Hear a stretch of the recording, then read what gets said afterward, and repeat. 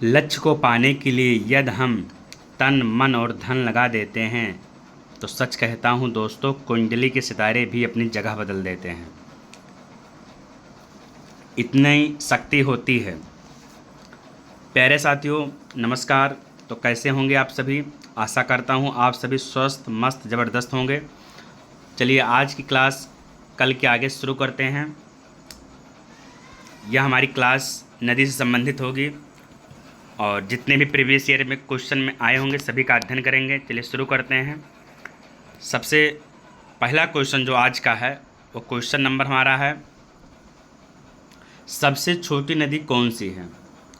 तो इसमें आपको जो है मैं कल की श्रृंखला में बताया था, सबकी लंबाई बताया था। तो लंबाई आप फिर से एक बार रिवीजन कर लीजिए और याद कर लीजिए। कावेरी नदी की लंबाई कितनी है? 800 किलोमीटर है। कितनी है? 800 किलोमीटर। और कावेरी नदी निकलती कहाँ से है? कर्नाटक राज्य के ब्रह्मगिरी पहाड़ी से निकलती है। कृष्णा नदी कहाँ निकलती है? महाबलेश्वर की पहाड़ी से निकलती है। कैसे याद करेंगे? भगवान श्री कृष्ण कैसे थे? महाबली थे। महाबली थे इसीलिए जो है पृथ्वी को अपनी छोटी उंगली से उठा लिए थे। आप सभी को पता है, कभी कभी फोटो भी आपको देखने को मिलता होगा। तो कृष्ण भगवान क्या थे? महाबली थे। तो महाबलेश्वर की पहाड़ी से निकलता है, आपको ऐसे याद करना है। तो कावेरी नदी की लंबाई 800 किलोमीटर, कृष्णा नदी की लंबाई 1400 किलोमीटर, नर्मदा नदी की लंबाई 1312 किलोमीटर, सोन नदी की लंबाई 881 किलोमीटर। तो आप लोग समझ गए होंगे कि इस चार नदी में सबसे छोटी लंबाई किसकी है? तो सोन की है। सबसे ज़्यादा किसकी है? कृष्णा की है। तो इसमें वही पूछा है कि प्रश्नगत विकल्पों में कावेरी नदी की लंबाई सबसे कम है, 800 है। कितना है? 800। और 1 किलोमीटर है तो ये सोन का हो जाएगा। तो कावेरी नदी की लंबाई कितनी है? 800 किलोमीटर है। हमारा विकल्प ए सही होगा, कावेरी नदी वाला। और अगर एक बढ़ा दिया जाएगा तो सोन का हो जाएगा। तो 800 कावेरी का है और 881 किलोमीटर प्लस करने पर हमारा सोन का हो जाएगा। तो हमारा इसमें कावेरी नदी सही उत्तर होगा। चलिए इसके बाद जो है अगला क्वेश्चन है हमारा, कौन सी नदी पश्चिमी तटीय मैदानों में प्रवेश करने से पहले 253 मीटर ऊंची चट्टान से गिरती है और गरसोपा जलप्रपात? कौन सा जलप्रपात? गरसोप्पा जलप्रपात। कहीं कहीं गरसोपा भी है, कहीं कहीं गरसोप्पा जलप्रपात है, बनाती है। तो यह कौन सा है? हमारा शरावती नदी होगा। कौन सा? शरावती नदी। घेर लीजिए आप लोग, शरावती नदी। क्वेश्चन भी लिखिए और उसके आगे उत्तर भी लिखिए। चलिए नेक्स्ट क्वेश्चन है हमारा,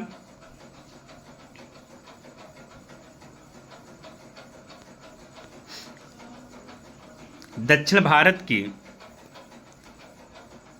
नदियां प्रमुख रूप से निम्न में कौन सा अपवाह तंत्र रखती हैं? तो वृक्षनुमा। कैसा? वृक्षनुमा। इसका व्याख्या हम पढ़ेंगे। दक्षिण भारत की नदियां प्रमुख रूप से वृक्षनुमा या द्रुमाकृतिक अपवाह प्रतिरूप रखती हैं। इस प्रतिरूप में मुख्य नदी और उसकी सहायक नदियां अपने प्रवाह के दौरान वृक्ष तथा उसकी शाखाओं जैसी आकृति का निर्माण करती हैं, इसलिए इसे वृक्षनुमा कहते हैं। अगला क्वेश्चन है हमारा, ये देखो आबकारी विभाग में आया हुआ क्वेश्चन है। भारत की 3 महत्वपूर्ण नदियों का स्रोत हिमालय स्थित मानसरोवर झील के निकट है, बताइए कौन सी नदियां हैं? तो अब आपको बताना है कि कौन कौन सी नदियां मानसरोवर झील से निकलती हैं। तो इसमें हमारा उत्तर बी होगा। व्याख्या नोट कर लीजिए। भारत की 3 महत्वपूर्ण नदियां ब्रह्मपुत्र, सतलज और सिंध का उद्गम स्रोत हिमालय स्थित मानसरोवर झील से होता है। किसका किसका होता है? ब्रह्मपुत्र का होता है, सतलज का होता है और सिंध का। कहाँ से होता है? मानसरोवर झील से निकलती हैं 3 नदियां, ब्रह्मपुत्र, सतलज और सिंध। इसके बाद है हमारा वीडियो में आया हुआ क्वेश्चन है ये, इस नदी की कुल लंबाई 2900 किलोमीटर है। कितनी है? 2900। तो देखिए गंगा का हम कल बताए थे 2525 है लंबाई, ठीक। नर्मदा का 1312 है। अब हमारा विकल्प ना तो ए होगा ना डी होगा, ठीक। अब ब्रह्मपुत्र और सिंध में अभी देखते हैं। यह तिब्बत के चेमा इंगडुंग ग्लेशियर से शुरू होती है। तो अब हमारा कन्फर्म हो गया क्योंकि चेमा इंगडुंग ग्लेशियर से ब्रह्मपुत्र नदी निकलती है। इसे हम सांगपो कहा जाता है, सांगपो भी कहते हैं इस नदी को, ब्रह्मपुत्र नदी को। और दिहांग नाम के तहत भारतीय क्षेत्र अरुणाचल प्रदेश में प्रवेश करती है। देखो क्वेश्चन भी कई आंसर छिपे हुए हैं। अगर हम पूछें कि ब्रह्मपुत्र को अरुणाचल प्रदेश में क्या कहते हैं, तो अरुणाचल प्रदेश में दिहांग कहते हैं। क्या कहते हैं? जब अरुणाचल प्रदेश में प्रवेश करती है ब्रह्मपुत्र नदी तो इसका नाम बदल जाता है और नाम क्या हो जाता है? दिहांग हो जाता है। इसकी महत्वपूर्ण सहायक नदियाँ सुबनसिरी, देखो ब्रह्मपुत्र की सहायक नदियाँ भी नोट करो, सुबनसिरी लिखो, कामेग लिखो, धनसिरी लिखो, मानस लिखो, तीस्ता लिखो। ठीक, मैंने बताया कि ब्रह्मपुत्र नदी की लंबाई कितनी है? 2900 किलोमीटर। ब्रह्मपुत्र नदी कहाँ से निकलती है? तिब्बत के चेमा इंगडुंग ग्लेशियर से निकलती है। इसे सांगबो भी कहा जाता है और अरुणाचल प्रदेश में दिहांग भी कहते हैं। ब्रह्मपुत्र की सहायक नदी सुबनसिरी, कामेंग, धनसिरी, मानस। अब उस नदी का अपन नाम क्या है? तो नाम पहले ही बता चुके हैं, ब्रह्मपुत्र है। क्या है? ब्रह्मपुत्र। देखो सी ऑप्शन हमारा सही होगा। ठीक है, जो इसमें लिखा है हम पहले आपको बता दिए हैं। अब आपको जो है व्याख्या पढ़ने की ज़रूरत नहीं है। चलिए नेक्स्ट क्वेश्चन देखते हैं। कौन सी नदी थार रेगिस्तान से होकर बहती है? तो यह हमारा है लूनी नदी। क्या है? लूनी नदी। लूनी नदी थार रेगिस्तान से होकर बहती है। लूनी नदी की लंबाई कितनी है? तो 511 किलोमीटर है। कितना है? 511 किलोमीटर है। लूनी नदी राजस्थान में अरावली श्रेणी से निकलती है। राजस्थान के किस श्रेणी से निकलती है? अरावली श्रेणी से निकलती है। यहाँ इसे सागरमती के नाम से जाना जाता है। नोट कर लो, लूनी नदी राजस्थान में अरावली श्रेणी से निकलती हैं, यहाँ इसे सागरमती के नाम से जाना जाता है। सुरसती नदी के मिलने के बाद यह लूनी नाम से प्रवाहित होती है। 511 किलोमीटर की प्रवाहित होने के पश्चात यह नदी कच्छ के रण के दलदली क्षेत्र में विलुप्त हो जाती हैं, अर्थात गायब हो जाती हैं। अगला क्वेश्चन है हमारा, बंगाल का शोक किसे कहा जाता है? तो दामोदर नदी को बंगाल का शोक कहा जाता है। ठीक, व्याख्या देखिए, दामोदर नदी को बंगाल के शोक के रूप में जाना जाता है। दामोदर नदी छोटा नागपुर पठार के खमार पाट पहाड़ी से निकलती है। आपके पास जो बुक है उसमें खमार पाट नहीं दिया होगा, इसीलिए जो भी पढ़ो एक अच्छे ऑथेंटिक बुक से पढ़ना चाहिए। तो दामोदर नदी छोटा नागपुर पठार से तो निकलता है, लेकिन छोटा नागपुर पठार से कहाँ से निकलता है? खमार पाट से निकलती है। दामोदर की प्रमुख सहायक नदियाँ बराकर नदी है। क्या है? बराकर नदी। अगला क्वेश्चन है हमारा, वीडियो में आया हुआ क्वेश्चन है, ग्राम विकास अधिकारी में। कौन सी भारतीय क्षेत्र में खाड़ी नहीं है? कच्छ की खाड़ी, कंबे की खाड़ी, मन्नार की खाड़ी या अकाबा की खाड़ी? आपको इसमें बताना है कौन सा इसमें जो है खाड़ी नहीं है। तो इसमें अकाबा की जो खाड़ी है ये नहीं है और तीनों ये है। ठीक है, इसके बाद जो है इसमें कुछ देश लिखे हैं, आप लोग राजधानी नोट कर लीजिए। मिस्र की राजधानी काहिरा होती है, इजराइल का जेरूसलम होता है, जॉर्डन का अम्मान होता है, सऊदी अरब का रियाद होता है। नोट कर लीजिए। अगला है आंध्र प्रदेश का विजयवाड़ा शहर किस नदी किनारे स्थित है? तो वह हमारा है कृष्णा नदी किनारे स्थित है। आंध्र प्रदेश का विजयवाड़ा शहर किस नदी किनारे है? कृष्णा नदी किनारे है। कृष्णा नदी की लंबाई 1400 किलोमीटर है, आपको बताए हैं कल। इसकी सहायक नदियाँ एक बार फिर से नोट कर लीजिए। कृष्णा नदी जो है महाबलेश्वर महाराष्ट्र से निकलकर बंगाल की खाड़ी में गिरती है। इसकी सहायक नदियाँ कोयना है, मालप्रभा है, घाट प्रभा है, पंचगंगा है, दूधगंगा है, भीमा है। क्या है? भीमा। तुंगभद्रा, घाट प्रभा, यम मूसी आदि कृष्णा की सहायक नदियाँ हैं। इसके बाद हमारा अगला क्वेश्चन है, ये सब सभी क्वेश्चन इंपॉर्टेंट है।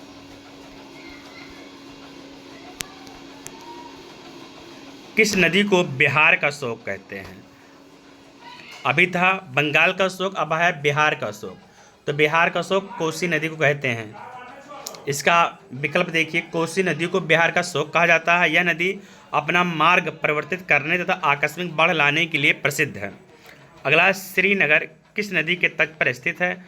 तो यह झेलम नदी के तट पर स्थित है। इसका व्याख्या नोट करिए। जम्मू और कश्मीर की राजधानी क्या है? श्रीनगर है। क्या है? श्रीनगर। जो झेलम नदी के तट पर है, किस किस नदी पर है? झेलम नदी। जम्मू कश्मीर किस नदी पर है? झेलम नदी। झेलम नदी का उद्गम बेरी नाग झील से होता है, और बेरी नाग झील है कहाँ? जम्मू कश्मीर है। ठीक है। अगला क्वेश्चन है हमारा, कौन सा विश्व का सबसे बड़ा नदी द्वीप है? तो यह हमारा माजुली द्वीप है। क्या है? माजुली द्वीप है। विश्व का सबसे बड़ा महाद्वीप माजुली द्वीप है, जो असम राज्य में ब्रह्मपुत्र नदी में निर्मित है। अगला है, किस राज्य में विश्व का सबसे बड़ा नदी द्वीप स्थित है? तो वह असम है। अभी मैं बताया हूँ असम में है। वही क्वेश्चन है, उकाई बांध भारत के निम्नलिखित किस राज्य में है? यह राज्य का दूसरा सबसे बड़ा बांध है। तो उकाई जो बांध है वह गुजरात में है। कहाँ है? गुजरात में है। उकाई बांध गुजरात राज्य में तापी नदी पर बनाया गया है। अगला है, नागा अर्जुन सागर बांध किस नदी पर है? तो नागा अर्जुन सागर बांध कृष्णा नदी पर है। कहाँ पर है? कृष्णा नदी पर है। अगला हमारा क्वेश्चन है, तमिलनाडु के किस जिले में कल्लनई के नाम से जाने जाने वाला ग्रैंड एनीकट बांध, जो कि सबसे पुराने बांधों में से एक है, कहाँ स्थित है? मदुरई में है कि तिरुचिरापल्ली में है, इरोड में है, कोयम्बटूर में है? और तमिलनाडु का ये जिला है, चारों जिले हैं। तो यह जो है विवादित क्वेश्चन था, इसे आप लोग छोड़ दीजिए। अगला है, सबसे लंबा बांध कौन सा है? तो सबसे लंबा बांध हीराकुंड बांध है। कौन सा बांध है? हीराकुंड बांध। यहाँ से क्वेश्चन कई बार विवादित रहे हैं, इसको ध्यान से सुनिए। हीराकुंड बांध न केवल भारत अपितु विश्व का सबसे लंबा बांध है, महानदी पर बना है। हीराकुंड बांध किस नदी पर है? महानदी।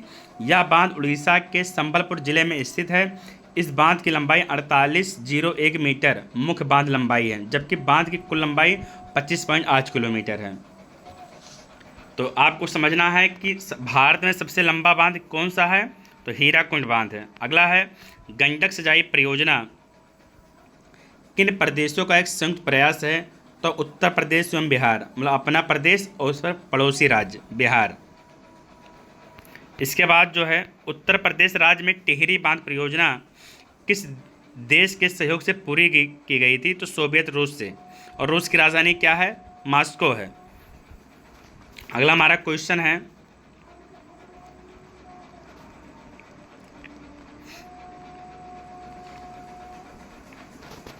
दुलहस्ती परियोजना किस नदी पर है? इंपॉर्टेंट क्वेश्चन है, स्टार लगा लीजिए। दुलहस्ती परियोजना चिनाब नदी पर है। किस नदी पर है? चिनाब नदी पर है। दुलहस्ती परियोजना भारत के जम्मू कश्मीर के किश्तवाड़ में स्थित एक पन बिजली परियोजना है, जो चिनाब नदी पर स्थित है। दुलहस्ती परियोजना NHPC द्वारा निर्मित 390 मेगावाट का पन बिजली संयंत्र है। अगला है, निम्नलिखित में कौन सा बांध, इसमें गंगा नदी के बारे में थोड़ा बहुत जान लो। इसमें गंगा नदी जो उत्तर प्रदेश में इसकी लंबाई, वैसे पूरी लंबाई इसकी तो 2525 किलोमीटर है, लेकिन अगर उत्तर प्रदेश में आप लोग रहते हैं, उत्तर प्रदेश की बात करें तो 1450 किलोमीटर है। उत्तर प्रदेश में गंगा नदी 28 जिलों से होकर गुजरती है। सबसे पहले बिजनौर से प्रवेश करती है और कई मतलब टोटल 28 जिले में प्रवेश करती हैं, और उत्तर प्रदेश में इसकी लंबाई 1450 किलोमीटर है। इसके जो 28 ज़िले हैं, मैं कुछ को बता दे रहा हूँ, जैसे अमरोहा है, अलीगढ़ है, बिजनौर है, बुलंदशहर है, बदायूं है, बिठूर है, बलिया है, भदोही है, संभल, इटावा है, फतेहपुर है, फर्रुखाबाद, हापुड़, हरदोई, प्रयागराज, मिर्ज़ापुर, कौशाम्बी, उन्नाव, वाराणसी आदि जिलों से होकर गुजरती है। इसकी लंबाई कितना बताया मैंने? 1450 किलोमीटर। टोटल कितनी है? 2525, लेकिन अगर उत्तर प्रदेश की हम बात करेंगे तो 1450 किलोमीटर होगा। और उत्तर प्रदेश में कितने जिलों में प्रवाहित होती है? तो 28 जिलों में प्रवाहित होती है। ये था मेन चीज़ जो गंगा नदी के बारे में आपको जानना अनिवार्य था। अगला है, कौन सा बांध और नदी के संबंध में सही ढंग से मेल नहीं खाता है? तो आपको बताना है। तो मेल इसमें धरोही बांध जो महानदी, यही नहीं मेल खाता। नाथपा झाकरी सतलज सही है। नागा अर्जुन कृष्णा नदी, उकाई परियोजना तापी नदी। आप लोग नागा अर्जुन वाला आप कॉन्सेप्ट एक समझ लीजिए। आगे कृष्णा है और आगे यहाँ नाग है। तो आप लोग कोई भी फोटो, जब भगवान श्री कृष्ण समुद्र के अंदर गए थे तो वहाँ क्या मिला था? नाग मिला था। तो नाग के ऊपर श्री कृष्ण भगवान नृत्य भी किए थे। तो आप ऐसे ध्यान में रखिए, नाग से नागा अर्जुन और कृष्ण से कृष्णा नदी। अगला है सलाल परियोजना किस नदी पर है? तो सलाल परियोजना जो है चिनाब नदी पर बना है। भारत के सबसे ऊंचा बांध कौन सा है? टिहरी बांध है। इसकी लंबाई नोट कर लीजिए आप सभी लोग। रिहंद बांध की लंबाई 91.46 है 46, सरदार सरोवर 163, भाखड़ा 225.55, टिहरी 260.5, नागल 29।